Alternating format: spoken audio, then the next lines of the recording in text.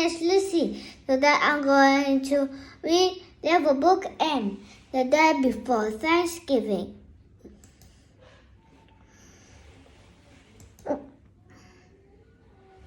The Hoppers awoke one late November morning, and the snow was falling outside. They jumped out of their bed and ran to the window. "Come downstairs, Hopper," called Mother Hopper. "There's a letter here for you." The Hopper dashed downstairs. "Let me read it," yelled Speedy Legs. "Let me read it," shouted Floppy Ears. "Let me read it," hurried Fluffy Tail. A letter," said Snubby Nose, and he jumped up and down. "I will read it," says Mother Hopper. She reads the letter aloud. "Dear Hoppers, I invited you all to come to my house in the woods to spend Thanksgiving Day. Your loving Grandpa Grizzly."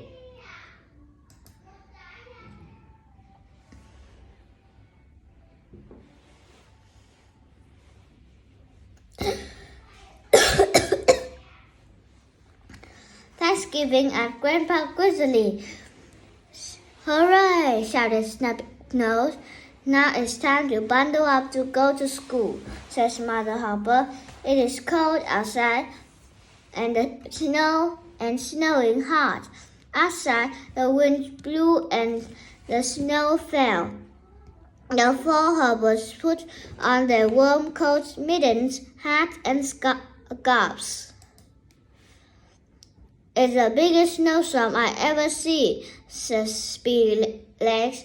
"The snow already come halfway up to the windows," says Floppy Ears.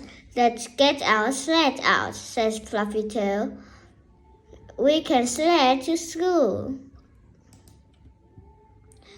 The Hoppers got out of the sled and took turns pulling each other on it.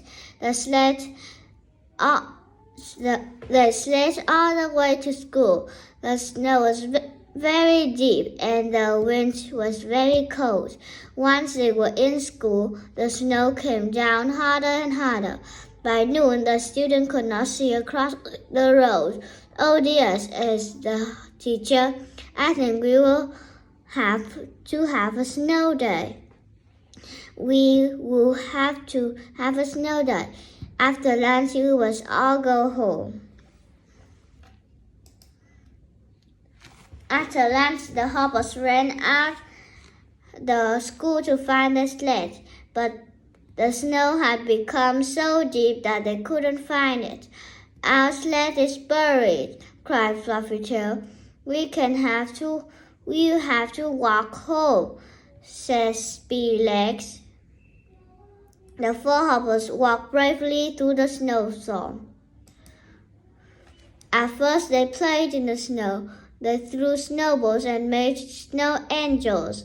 Snubby Nose tried to catch the falling snowflakes with his tongue.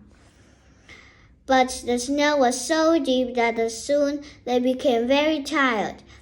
Floppy Ears fell into the snowdrift, and the Hoppers and the other Hoppers had to pull her out. Then Snubby Nose slipped and fell and hurt his chin.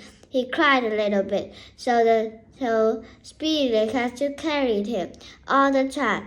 It grew colder and colder. "We lost," cried Fluffy Tail. "I think it's beginning to get dark," moaned Floppy Ears. "And the snow just keep coming down," said Speedy Legs. "We missed Thanksgiving at Grandpa Grizzly's house," while Snubby Nose.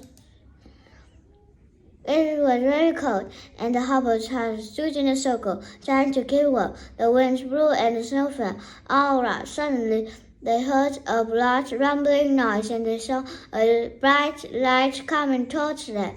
"What's that?" cried Fluffy Tail. "There's a train," says Floppy Ear. "It's a truck," yelled Speedy Legs. "We'll be run over," cried Snubby Nose. The light and the rumble stopped right in front of the Hoppers. "Bless my fur," called a voice from behind the light. "Here are four Hoppers out in a blizzard.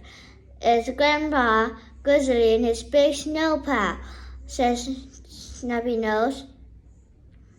We saved. Arthur Hopper leapt inside Grandpa Grizzly's snowplow and sat up high while the snowplow pushed a path through the snowstorm. It carried them all the way back home. Grandmother and Papa Hopper's speedy legs, says Grandpa Grizzly, and tell them to pack their overnight bags. You can all stay in my house tonight. We will sit by the fire and have hot cocoa. Tomorrow we will have a big Thanksgiving feast. Hooray, said Snubbynose. She dashed into the house and brought out Mother and Papa Hopper as fast as she could. All the Hoppers rode to Grandpa Grizzly's snowplow to his big house. Inside, Grandpa Grizzly had a warm fire and hot cocoa, their 6 bedrooms, all with snug feather beds. The next day, they all had a wonderful Thanksgiving feast. Goodbye, once see you again. Thanks for watching my video.